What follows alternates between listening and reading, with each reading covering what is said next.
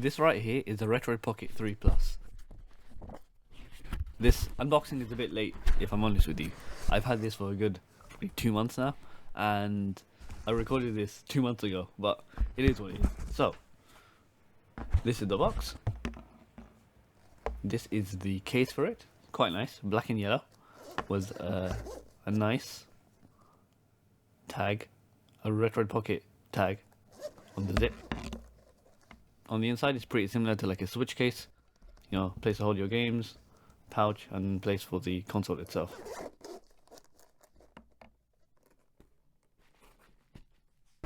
And now for the main event, the Pocket 3 Plus itself. So this is the box. As you can see, I got the clear blue. Pretty similar to the standard packaging. A bunch of icons all the way around the case.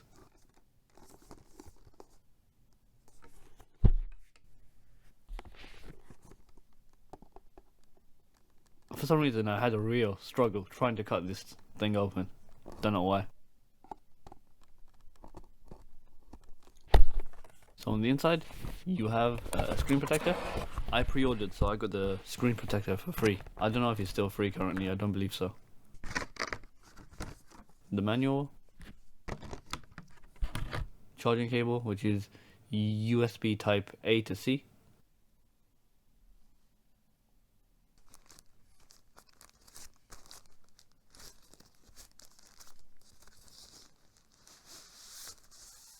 And here we go. The console itself. Give me a second as I go apply the screen protector. And here it is in all its glory.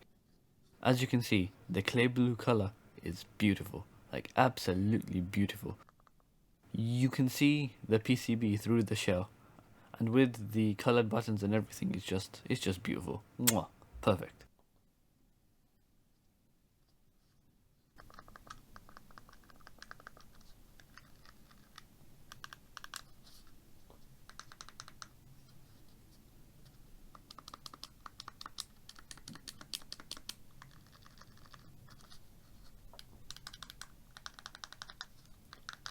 So up top you have the trigger buttons, start and select, the power button, and a micro HDMI port.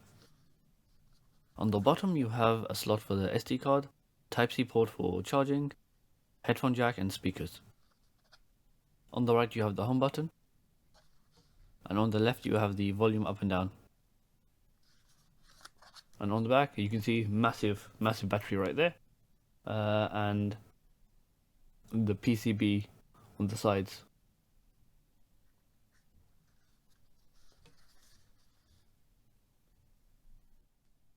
Cool, so time to set this thing up.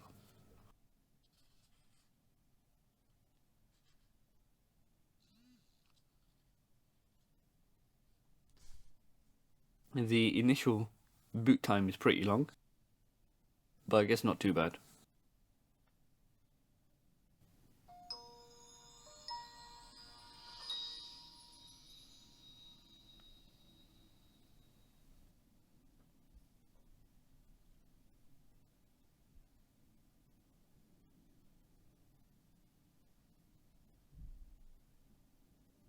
And here we have the startup launcher. So just select your language. For me, I'm in the UK, so I do English. Then just connect to your Wi-Fi.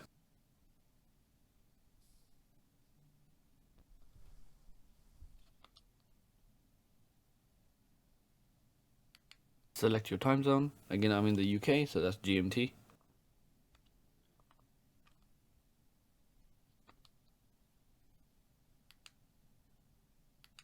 And then just pre-install all the apps. You don't actually need to do this. You can just download all of these from the Play Store directly, but I think this is just a nice easy way to get them all in one go. And then if you need to update or reinstall any, that's not too hard. You can just go to the Play Store and do that. It does take quite a while to install all of these apps, but again there's 30 of them and they're all emulators and stuff that you're going to use anyway. So that's done now. And there's a choice of two launchers, either the RP3 Plus or the AOSP. I'll show you both. So for the time being, I chose the Pocket 3 Plus launcher, which is as of right now completely empty because I don't have any emulator set up or any games installed. So when it's fully populated, it's going to look obviously much nicer, but for the time being, it's completely blank. So let's quit out into the standard AUSP Android launcher.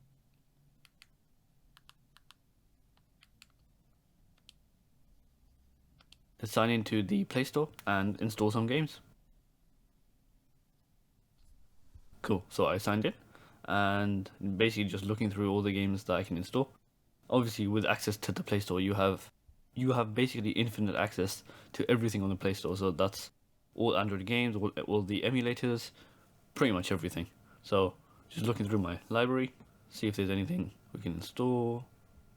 Let's do Brawlhalla, Horizon Chase, a couple of other things, Tezagrad.